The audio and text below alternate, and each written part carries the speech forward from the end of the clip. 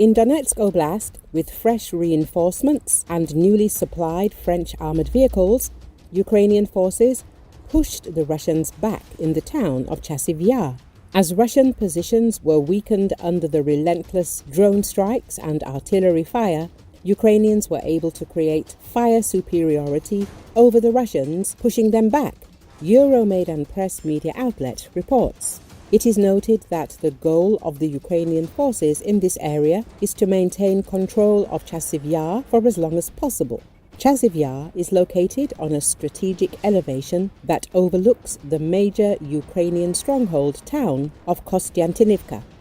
This makes Chasiv Yar the most essential part of the Ukrainian defense, as holding the line here would deny Russians a launching point and fire control for their assaults on Kostyantynivka. Euromaidan Press says that to accomplish this, the Ukrainians are draining Russian resources as effectively as possible, creating weak spots in the Russian lines and even setting the conditions for localized counter-pushes. Ukrainian forces in Chasiv Yar are supported by several asphalt roads linking them to Kostyantynivka. In contrast, Russian forces lack direct fire control over these roads, ensuring stable and strong logistical support for Ukrainian defensive positions. Additionally, the clear weather allows Ukrainians to launch drone swarms to strike Russian forces in their rear and coordinate artillery strikes to do so as well. However, Russians have devised a low-tech solution to this glaring problem, placing anti-drone nets around the road from Bakhmut to Chasiv Yar. These nets are supposed to protect Russian logistics against Ukrainian FPV kamikaze drone strikes as they travel along the main road and into the town, as Russians were trying to move overwhelming numbers into the town to continue their frontal assaults. Unfortunately for Russians, the Ukrainians fighting in Chasiv Yar decided to make their own weaknesses. As Ukrainian artillery crews would shell certain parts of the road, ripping holes in netting, this allowed Ukrainian drone operators to move through these gaps and enter the so-called protective tunnel, striking Russian vehicles and soldiers who were driving along the road with a now false sense of security. The result was significant losses in artillery, infantry, and armor, essential for Russians to maintain the pressure in Chasiv Yar.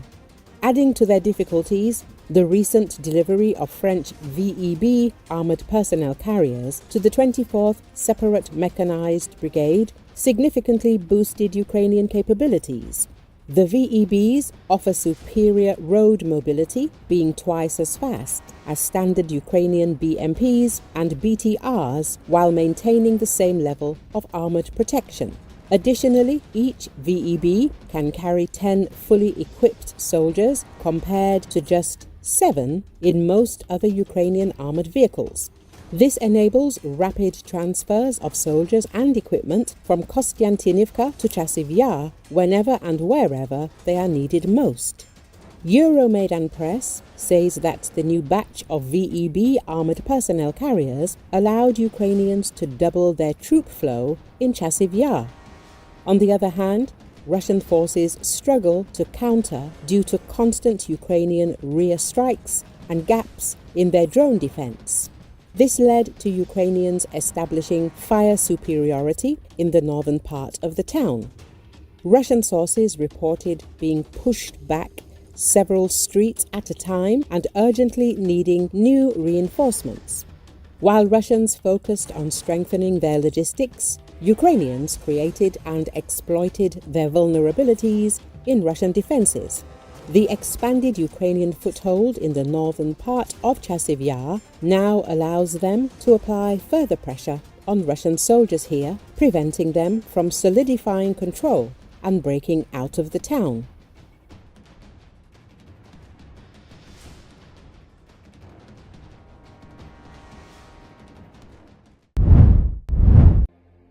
U.S. Republican Senator Lindsey Graham, known for his pro-Trump and pro-Ukrainian views, expressed concern about the possible cessation of intelligence and weapons supplies to Ukraine. In his opinion, the refusal to support Kyiv could lead to catastrophic consequences not only for Ukraine, but also for the US. Speaking on Fox News, Graham stressed that leaving Ukraine without support in the midst of hostilities is a strategic mistake. If we cut off support for Ukraine, it will be worse than Afghanistan. I don't think President Trump is really going to do that, but until there is a ceasefire, I would give Ukraine everything they need, intelligence and weapons so they can defend themselves, the senator said. At the time, the withdrawal of American soldiers from Afghanistan in 2021 became a real military disgrace for the United States. Graham spoke out against freezing military aid and stopping the flow of intelligence data to Kiev, stressing that such a step would not bring the end of the war closer, but would only give Russia an advantage. You are not helping anyone in these discussions if you do not provide Ukraine with the weapons it needs to defend itself. You are not helping to end the war if you deny Ukraine intelligence while the fighting continues, he added. US President Donald Trump, commenting on the suspension of military aid, said that Ukraine may not survive in any case. According to him, the freeze on support is aimed at stopping further casualties, since, in his opinion, Kyiv does not want a peaceful settlement. Trump also called on Europe to increase its support for Ukraine, saying that European countries should bear the brunt. Graham's position highlights the split among Republicans on the issue of support for Ukraine, with Trump and his administration signaling a desire to scale back support and politicians like Graham warning of risks to the US and insisting on continued aid. The question remains how far the reduction in military support will go and what role Ukraine's European allies will play in it.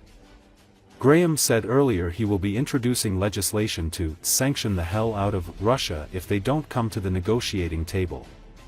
In terms of Russia, I will be introducing sanctions on their banking sector and on their energy sector next week, urging them to get to the table if they don't engage in ceasefire and peace talks with the administration. We should sanction the hell out of them. And I'll have legislation to do that next week, Graham said.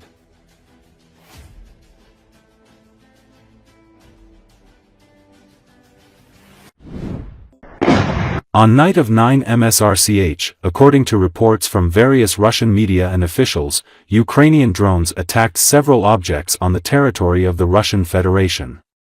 In particular, the attacks were reported in Koronivo, Kursk region, in Ryazan, where the oil refinery is located, and in Lipetsk region. The extent of the damage is not yet clear. Also, for the first time during the war, the Ukrainian drone tried to attack a target on the territory of Chuvashia, an oil depot. However, apparently, it could not cause significant damage. At night, UAVs of Ukraine arrived in Russia. Russian media write about the attack on the Novolipetsk metallurgical plant. The Ministry of Defense of the Russian Federation reports that they allegedly shot down 88 drones in 8 regions. In the period from 2000 hours Moscow on March 8 to 7 o'clock Moscow on March 9, 88 Ukrainian unmanned aerial vehicles were intercepted and destroyed by the on-duty means of the Air Defense Forces, 52 drones, over the territory of Belgorod region, 13 drones, over the territory of Lipetsk region, 9 drones, over the territory of Rostov region, 8 drones, over the territory of Voronezh region, 3 drones over the territory of Astrakhan region and 1 drone over the territories of Krasnodar region, Ryazan and Kursk regions. During the repulsion of the UAV attack, the drone fell on a private house in the village of Ryazino in the Rostov region. Fire driver.